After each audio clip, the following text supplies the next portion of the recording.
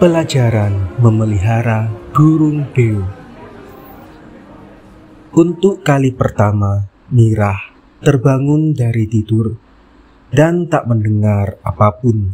Seharusnya ia mendengar, "Selamat pagi, Mama," atau "Mama, aku lapar," atau "Aku mimpi buruk, aku mimpi buruk." Tapi tidak pagi itu. Awalnya ia hanya merasa ganjil, lalu ia mulai menyadari ada yang hilang dari rumahnya. Ia hampir melompat dari tempat tidur, membuka pintu kamar, dan memang mereka lenyap. Seharusnya ada 3 ekor burung beo bertengger di kandang yang berbeda, yang tergantung di 3 sudut rumah yang berlainan. Biasanya Mirah akan terbangun pada pagi hari oleh keributan mereka yang meracau meminta makan pagi, dan sesekali ingin berbagi kisah dari mimpi semalam. Mirah berdiri di ruang tengah rumahnya, memandangi sudut-sudut seharusnya burung-burung itu berada. Mereka tak ada di sana, demikian pula kandang-kandang mereka. Burung-burung itu semuanya asli dari Indonesia, dan yang paling penting mahir berbahasa Indonesia.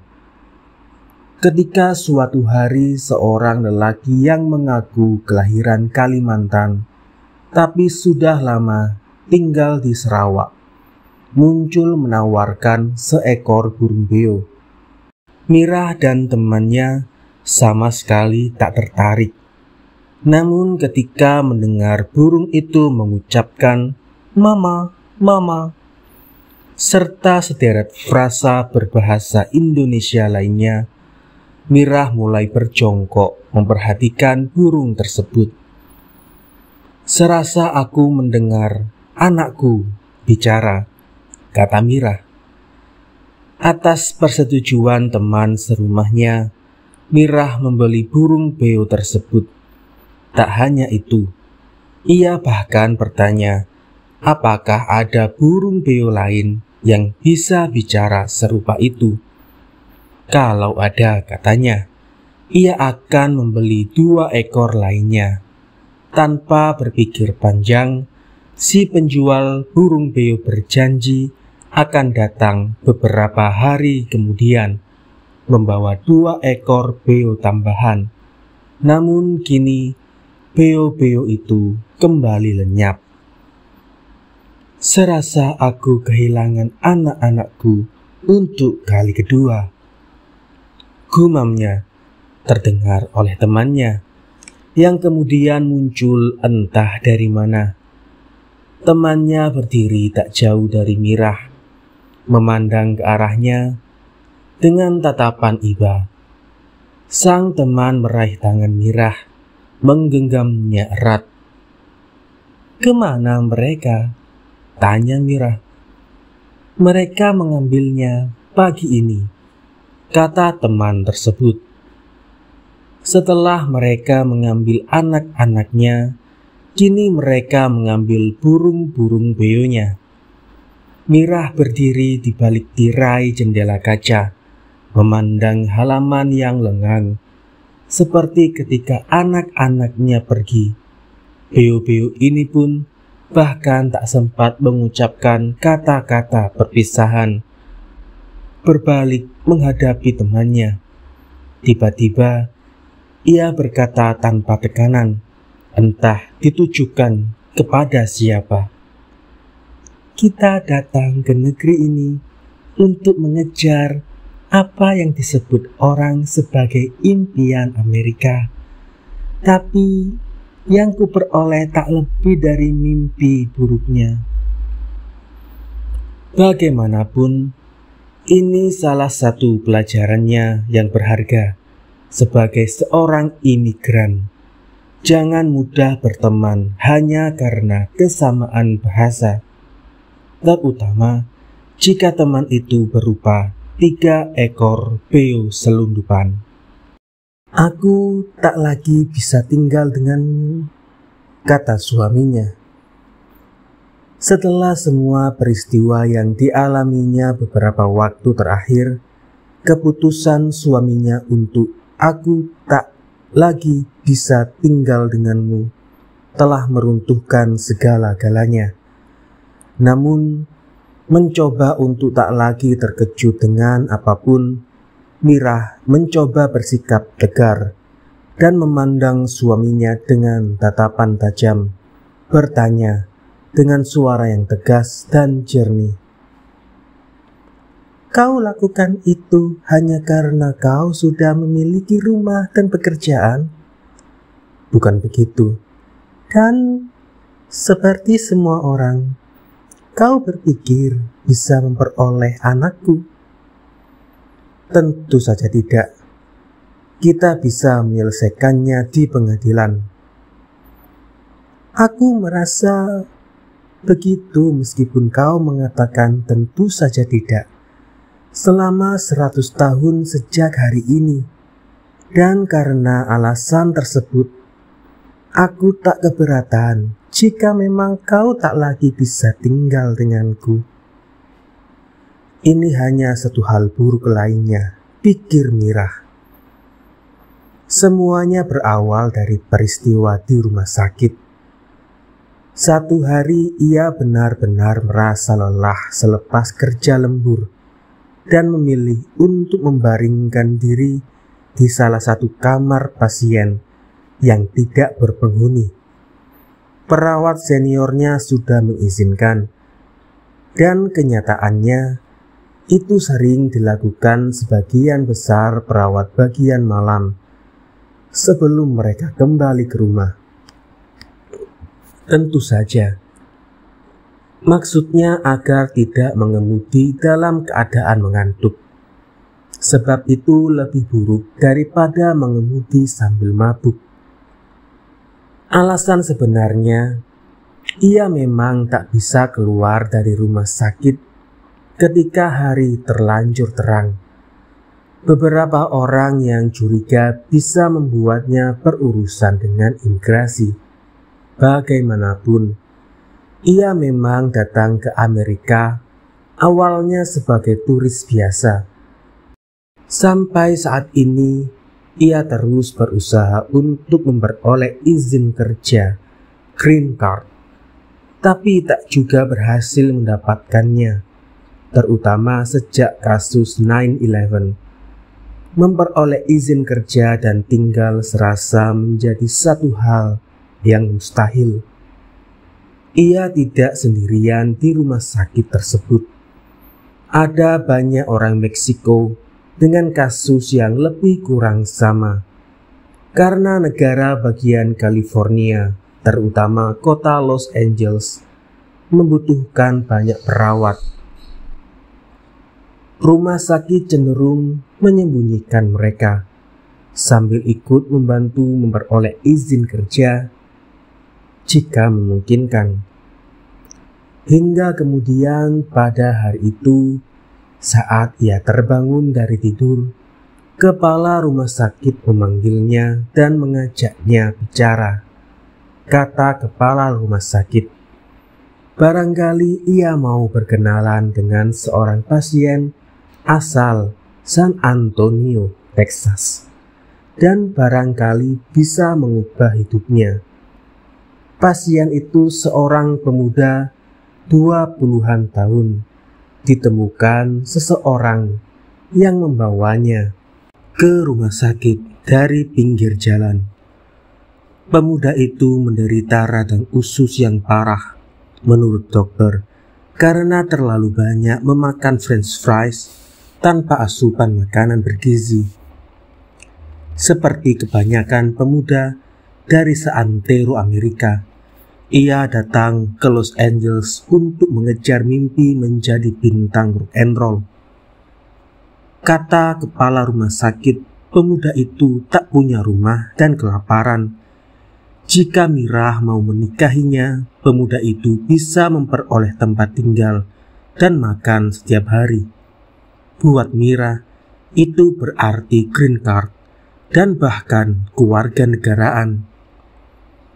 Akhirnya ia memang menikahi pemuda itu. Setelah 5 tahun menjadi suaminya, pemuda itu pergi.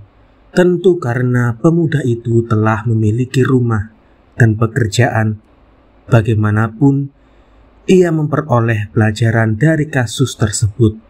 Seharusnya seseorang memang tidak kawin karena green card, katanya, ditujukan untuk dirinya sendiri. Kesalahan pertama-tama paling tidak yang kemudian terpikirkannya adalah keputusan untuk memiliki anak dengan pemuda rock and roll tersebut. Harus diakui, ketika kali pertama bertemu dengannya di salah satu rumah sakit, ia sama sekali tak tertarik dengan pemuda sekarat tersebut. Dan si pemuda jelas lebih tidak tertarik lagi. Paling tidak Mira tak sesuai dengan bayangannya mengenai gadis-gadis grupis yang mengejar-ngejar anak band di belakang panggung konser. Seperti sudah diketahui, mereka menikah agar Mira memperoleh green card dan si pemuda memperoleh tempat tinggal dan makanan. Bersama berlalunya waktu, tanpa memikirkan hal-hal rumit mengenai tempat tinggal dan sarapan pagi, pemuda San Antonio tersebut akhirnya memperoleh tempat di sebuah kelompok musik punk rock. Saat tengah malam, sepulang dari rumah sakit, Mira kerap menjemputnya di salah satu klub yang bertebaran sepanjang Sunset Boulevard. Malam Sabtu pemuda itu manggung di Whiskey dan malam Minggu kemarin di The Roxy. Ya, bersama berlalunya waktu, mereka tak hanya saling berterima kasih atas pernikahan tersebut, tapi juga mulai bersikap layaknya pasangan yang menikah pada umumnya.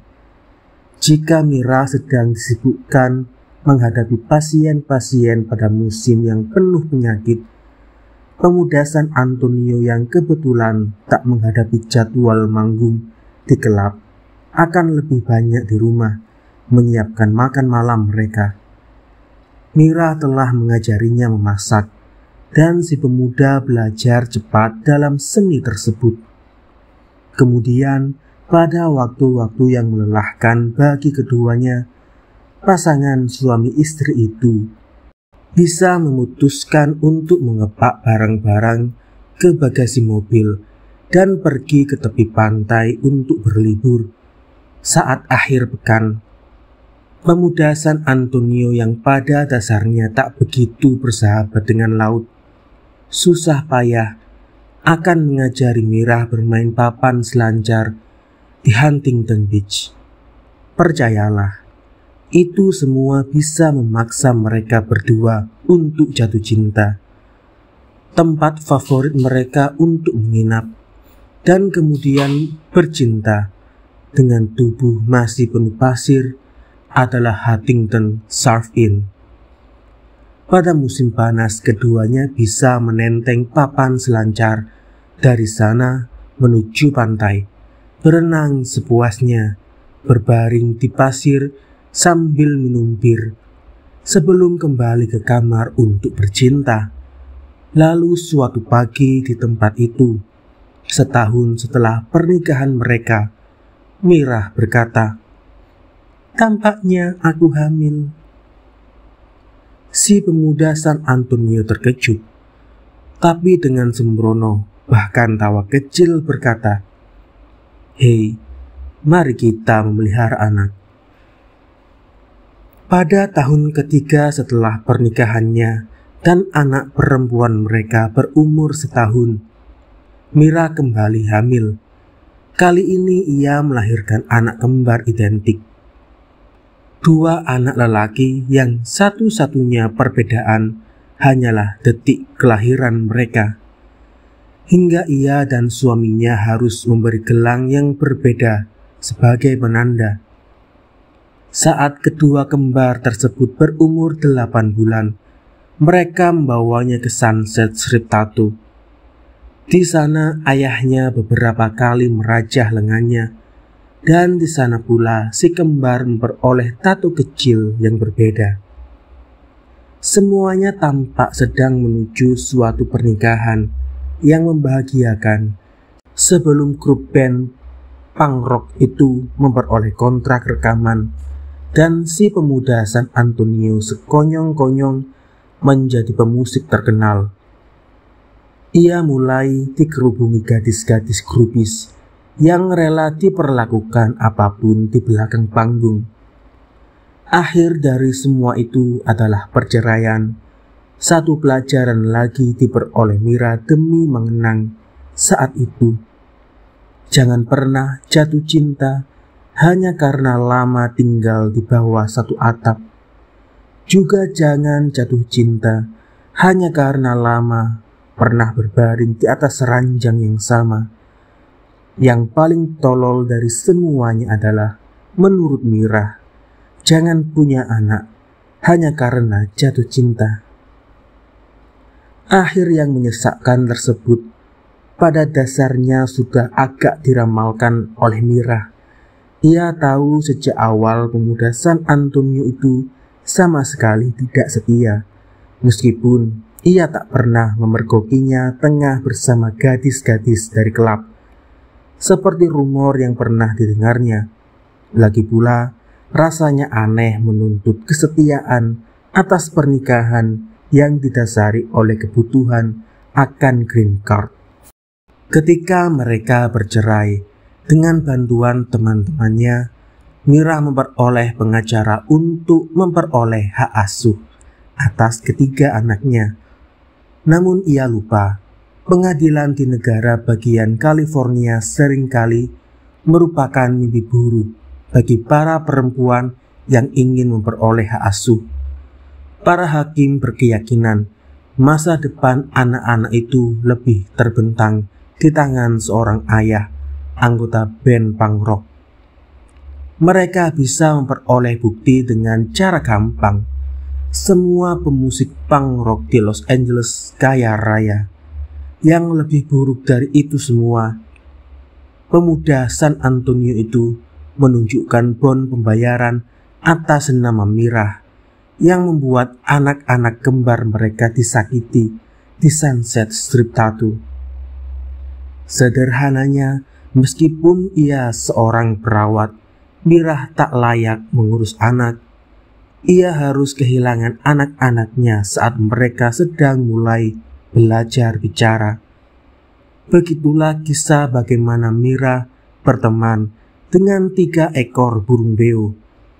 Ia memberi burung-burung beo tersebut nama seperti nama anak-anaknya dan membiasakan mereka memanggil dirinya Mama. Dari buku terjemahan Masnawi yang diberikan kepadanya oleh sukarelawan yang menangani kasusnya, ia memperoleh cara sederhana mengajari burung beo bicara. Burung beo diajari bicara tanpa memahami kata-kata. Caranya adalah meletakkan selembar cermin di antara burung beo dan pelatih.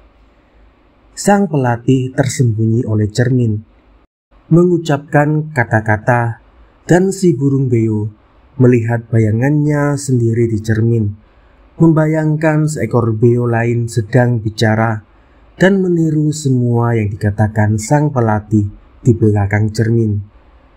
Lalu datanglah para petugas dari Biro Perlindungan Hewan, merampas burung-burung tersebut saat mereka semakin mahir bicara. Sejak saat itu Mira tak pernah lagi mendengar siapapun memanggilnya Mama, dan tak seorang pun bisa dipanggilnya Nak. Ia memutuskan untuk tidak bicara dengan siapapun, juga tidak menyiapkan sarapan pagi untuk siapapun, tidak pula untuk dirinya. Paling tidak lama setelah itu, Mira memperoleh pelajarannya yang paling berharga. pelajaran di atas semua pelajaran. Jangan pernah menggantikan anakmu dengan burung beo. Ia memperoleh itu setelah menyadari anak-anaknya tak mau mengunjunginya setelah ia tinggal bersama burung-burung beo tersebut.